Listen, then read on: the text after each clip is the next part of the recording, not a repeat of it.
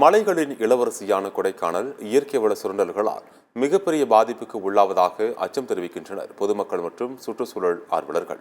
அதை பற்றி விவரிக்கின்றது இந்த தொகுப்பு.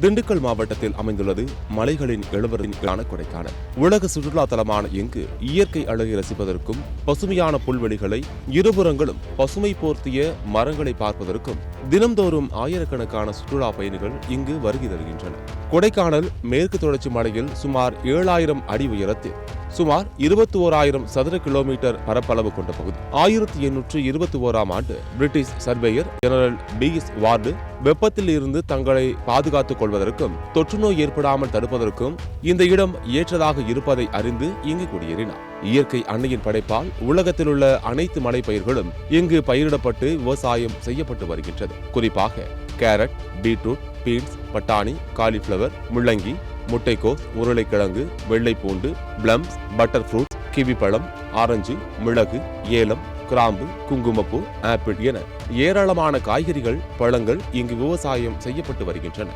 கொடைக்கானலில் முக்கிய சுற்றுலா பகுதிகளாக பூம்பாறை, கூக்கால், மன்னவனூர், பூண்டி உள்ளிட்ட பகுதிகள் மற்றும் நட்சத்திர ஏரி, பிரையன் பூங்கா, கோகர்வாக், செட்டியார் பூங்கா, தற்கொலை பாறை, குணா குகை, பைன்மர காடுகள், அமைதி பள்ளத்தாக்கு, பேருஜம் ஏரி, பேரி சோலார் ஃபால்ஸ் போன்றவை இங்கு உள்ளது.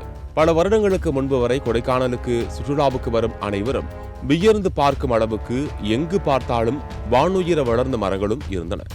இரண்டு புறம் பச்சை போர்வையை விரித்தது போல புல்வெளிகளும் வரும் அனைவரையும் வரவேற்கும் விதமாக குருவிகளின் கீச்சல்களும் வண்டுகளின் ரீங்காரங்களும் இருந்தன.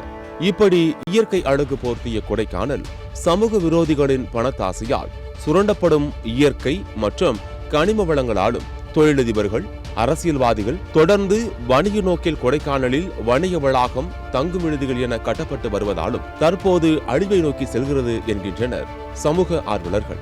தினம்தோறும் நகராட்சி மற்றும் ஒன்றிய பகுதிகளில் கனரக வாகனங்களான JCB, ஹிட்டாச், போர்வெல், வெடிவைக்கும் இயந்திரங்கள் மூலம் வெடிவைத்து கடுமையாக இருக்கக்கூடிய பாறைகள் உடைத்து அள்ளப்படுவதாகவும் இதன் காரணமாக இங்கு இருக்கக்கூடிய பாறைகள் தற்போது உறுதித்தன்மையை இழந்து லகுவான பாறைகளாக மாறி வருகிறது என அச்சம் தெரிவிக்கின்றனர் அப்பகுதி மக்கள்.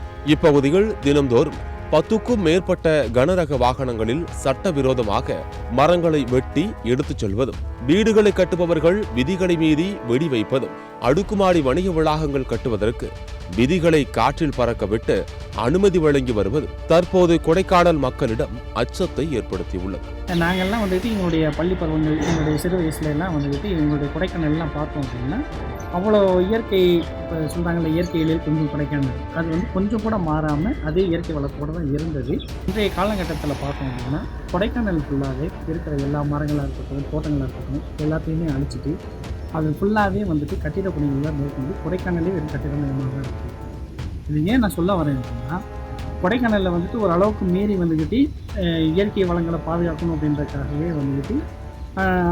ஒரு வரையறுக்கப்பட்ட பகுதிகளில் மட்டும்தான் கட்டிட பணிகள்லாம் நடக்கணும். மித்தபடியெல்லாம் கொடைக்கானலில் தேவையற்ற விதமாக JCB ஓடுறதா இருக்கட்டும், போர் போடுறதா இருக்கட்டும், பாறை உடைக்கிறதா இருக்கட்டும், இதுக்கெல்லாம் அனுமதி மறுக்கப்பட்டிருந்தது.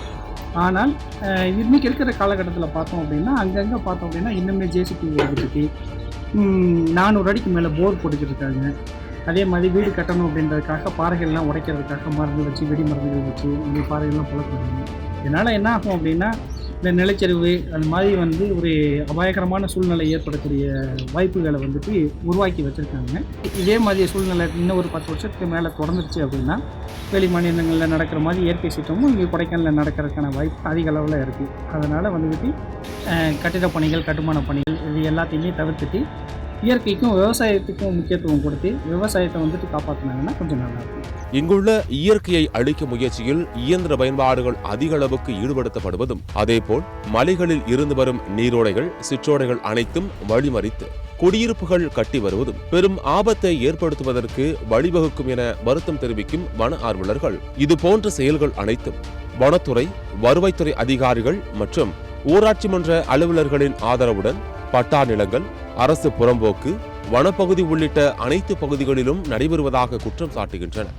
இது குறித்து சம்பந்தப்பட்ட அதிகாரிகள் பலரிடம் எமது மாவட்ட செய்தியாளர் கேட்டபோது சட்டவிரோதமாகவும் விதிகளை மீறியும் ஆணைகள் வழங்குவதற்கு அரசியல் நெருக்கடி ஏற்படுவதாகவும் அதன் காரணமாகவே பல்வேறு சமூக விரோத செயல்களை கட்டுப்படுத்த முடியாமல் போவதாக தெரிவித்தனர். மேற்கு தொடர்ச்சி மலையின் ஒரு பகுதியான கேரளாவில் உள்ள வயநாடு பகுதியில் ஏற்பட்ட மிகப்பெரிய நிலச்சரிவால் 4 கிராமங்கள் கடுமையாக பாதிக்கப்பட்டன. 400க்கும் மேற்பட்டோர் தங்களது இன்னுயிரை இழந்தனர்.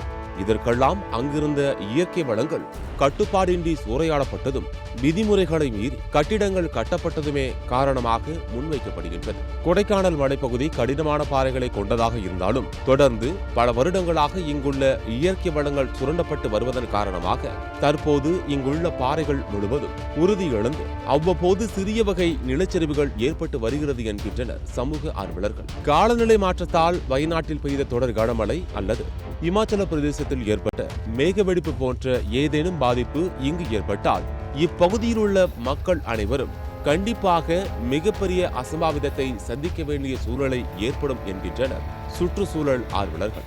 எனவே தமிழக முதல்வர் இதில் தலையிட்டு கொடைக்கானல் நகர் மற்றும் ஒன்றிய பகுதிகளில் உள்ள அனைத்து பகுதிகளிலும் ஆய்வு செய்வதற்கு குழு அமைக்க வேண்டும். மேலும் விதிகளை மீறி சட்டவிரோத நடவடிக்கைகளில் ஈடுபடும் நபர்கள் மீது கடும் நடவடிக்கை எடுக்க வேண்டும்.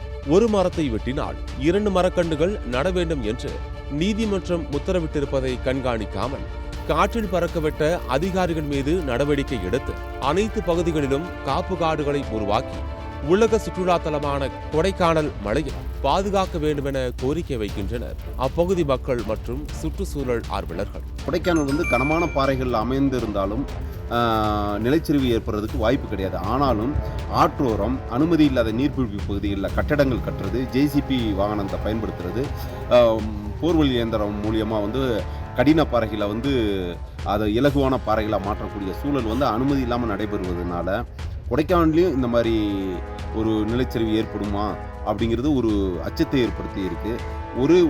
ஒரு மணி நேரம் மேக வெடிப்புங்கிறது கொடைக்கானல் பகுதியில் நடந்துருச்சு அப்படின்னா நம்மளாம் எண்ணி பார்க்க முடியாத அளவுக்கு மிகப்பெரிய ஒரு மனித உயிரிழப்பு அபாயம் ஏற்படுமோ என்று எல்லோருமே அஞ்சுகின்றனர். ஆகையால் இந்த ஆற்று புறம்போக்கு நீரோடை பகுதிகள், நீர்பிடிப்பு பகுதிகளில் கனரக வாகனங்கள், போர்வெளி இயந்திரங்கள் பயன்படுவதை தடை செய்ய வேண்டும் என்பது எங்களுடைய கோரிக்கை. அதுபோல உச்சநீதிமன்றம், உயர்நீதிமன்ற அறிவுறுத்தலின்படி அந்நிய கலைக்குழி மரங்கள், விசைச்செடி மரங்கள் 12 வகையான மரங்கள் இருக்கு. அதுகளை அப்புறப்படுத்திட்டு சோலை மரங்களை வைப்பதன் மூலம் இந்த மண் அரிப்பு ஏற்படாது, நிலச்சரிவு ஏற்படாது என்பது எங்களுடைய நீண்டகால கோரிக்கை. உடனடியாக இந்த 12 வகையான வெளிநாடு அந்த மரங்களை அப்புறப்படுத்திட்டு சோலை மரங்களை வைக்கணும் அப்படிங்கிறது எங்களுடைய தாழ்மையான வேண்டுகோள். நன்றி.